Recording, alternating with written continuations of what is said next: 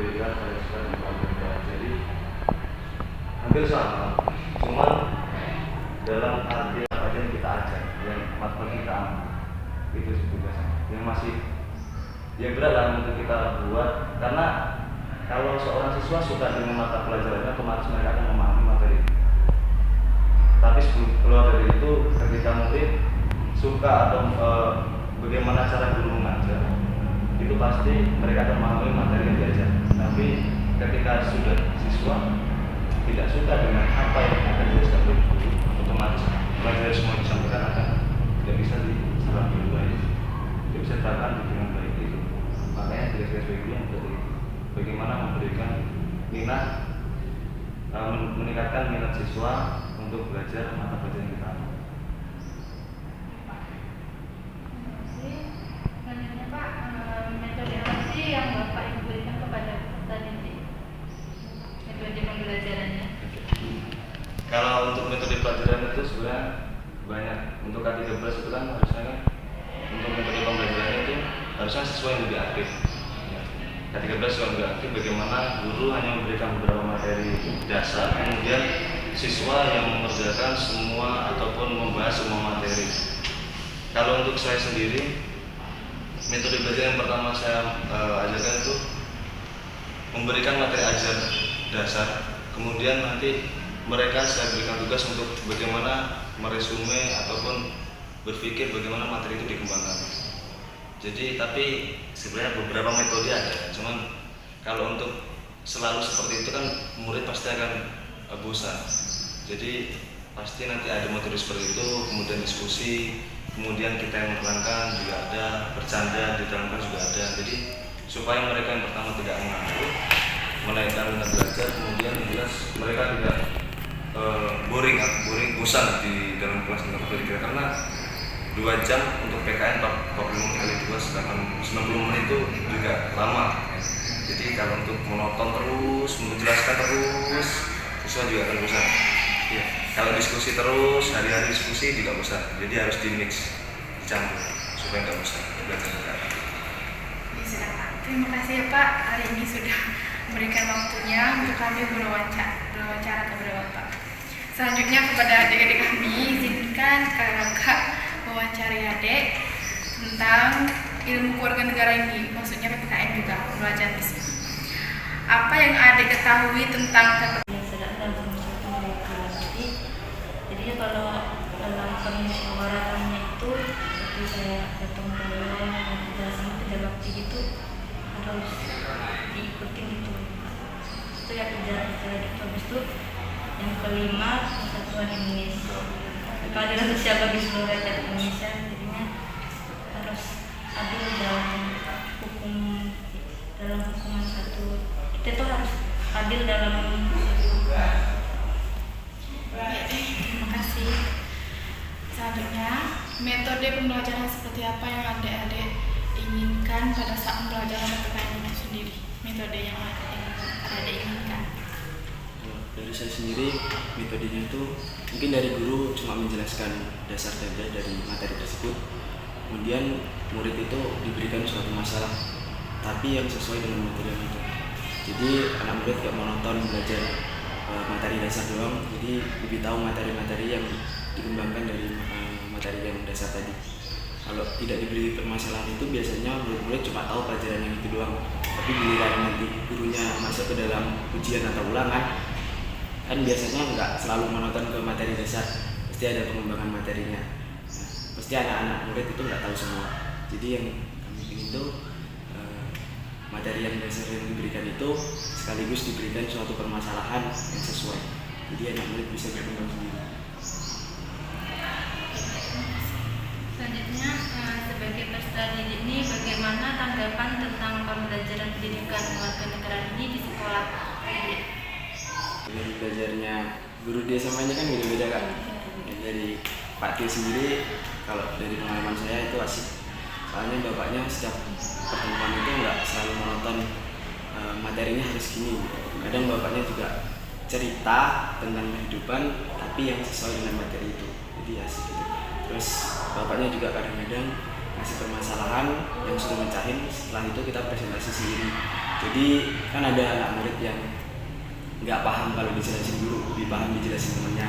Nah, ya itu jadi asik gitu. Kadang kita kalau sama Pak Tio bosen, giliran teman kita yang jelasin kan asik, ada bercandanya gitu. Jadi kalau untuk pelajaran PKN dari Pak Tio sendiri itu menyenangkan banget.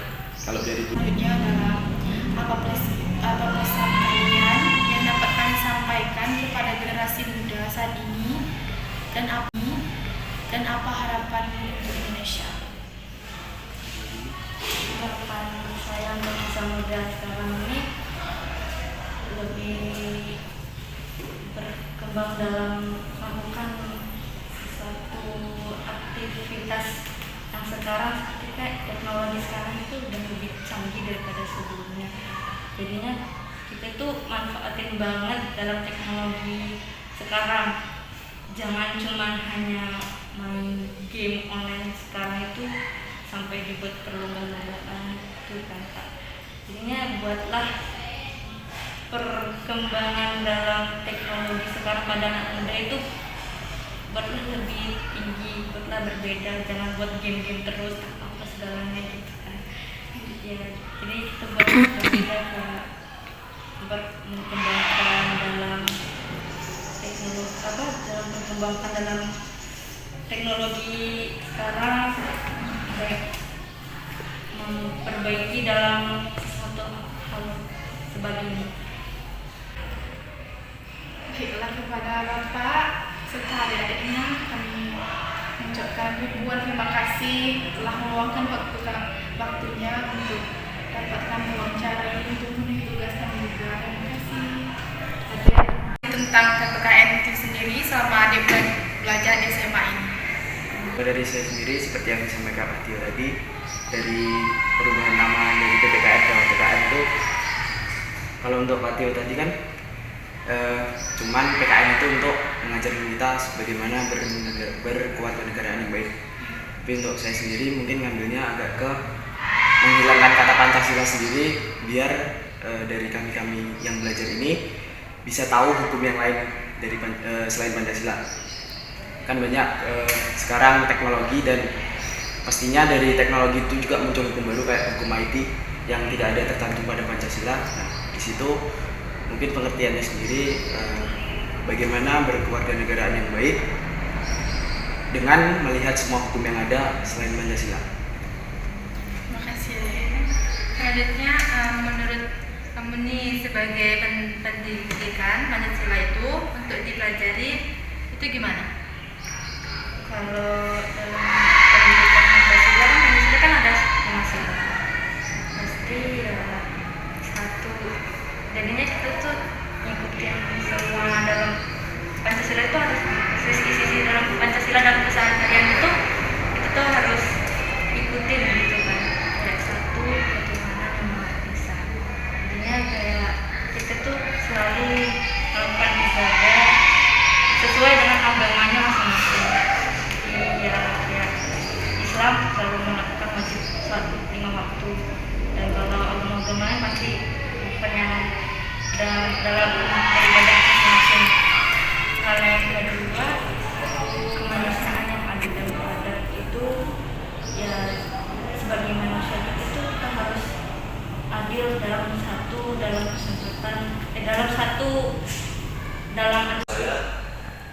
Saya sangat penting sekali untuk menerapkan di kehidupan masyarakat. Makanya saya katakan terus kepada siswa saya yang saya ajar bahwasanya apa yang diajarkan di dalam pendidikan kewarganegaraan Pancasila itu harus kalian terapkan di kehidupan sehari-hari.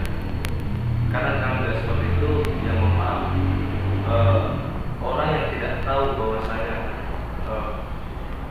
ada moralnya dalam dirinya tidak baik, maka hidupnya juga di masyarakat juga akan amburadul.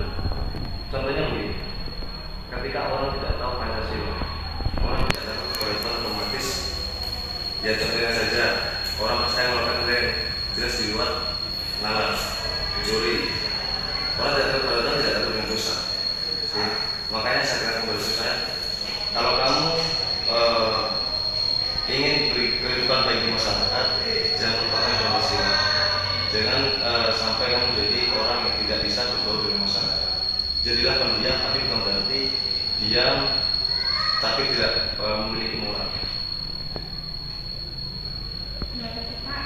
Menurut Bapak ini apa sih Pak pesan dan dari Bapak untuk harapan untuk generasi muda di zaman sekarang?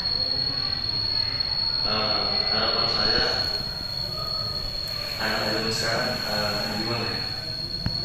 Untuk mengurangi main dosa dari sudah cukup. Karena kebanyakan bahkan dari anak kecil yang ditambah dari kecil belum sekolah saja sudah dipegang HP. Mereka sudah main HP, sudah main game, tapi sudah ngirim. Itu yang saya ingin sekali mengubah mindset pola pikir dari orang tua. Bahwasanya memberikan HP pada anak itu sudah membuat anak diam. Saya ingin mengubah mindset seperti itu karena dampak ke depan itu tidak baik.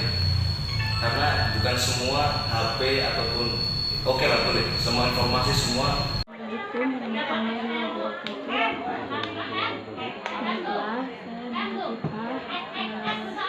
Dari pendidikan Pancasila dan kewarganegaraan. Tujuan saya datang ke sini yaitu ingin mewawancarai dari KPPN. Baiklah, di sini saya ingin bertanya.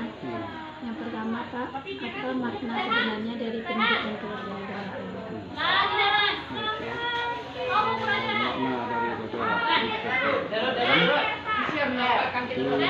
Itu pendidikan di mana agar siswa itu memahami sebagai warga negara, memahami dirinya itu sebagai warga negara yang baik adalah yang tidak ada warga negara yang intinya warga negara yang baik itu bagaimana? Itulah makna.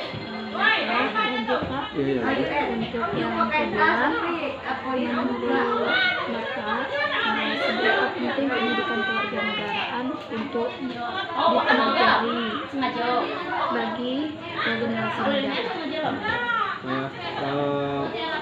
Mengenai pelajaran warga negara ini sangat penting bagi generasi muda, karena kita ketahui bahwa dengan adanya PKN, generasi muda itu mengetahui bagaimana cara berwarga negara yang baik.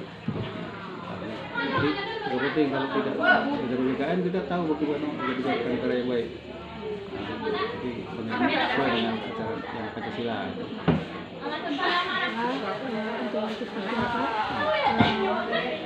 Apa kendala Bapak dalam Assalamualaikum warahmatullahi wabarakatuh. Waalaikumsalam warahmatullahi wabarakatuh.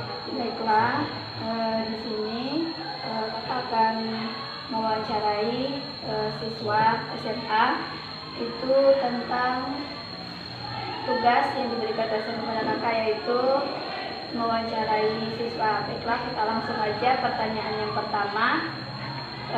Apa yang kamu ketahui tentang pendidikan kewarganegaraan? Pendidikan kewarganegaraan adalah pendidikan yang menanamkan rasa nasionalisme dan nilai-nilai moral bagi bangsa, bagi pelajar sejak usia dini. Pertanyaan yang kedua, menurut kamu seberapa penting pendidikan kewarganegaraan untuk pelajar? Jelaskan alasannya. Pendidikan kewarganegaraan sangat penting untuk menanamkan rasa nasionalisme sejak dini, karena tanpa adanya kewarganegaraan atau nasionalisme kita akan menjadi mengandalkan negara sendiri. Untuk ketiga, metode pembelajaran seperti apa yang adik-adik ingin dalam pembelajaran pendidikan kewarganegaraan? Metode pembelajaran yang sebaiknya dilakukan untuk pendidikan kewarganegaraan seperti menanamkan kedisiplinan dan saling tolong-menolong pada lingkungan sekolah atau lingkungan sekitar.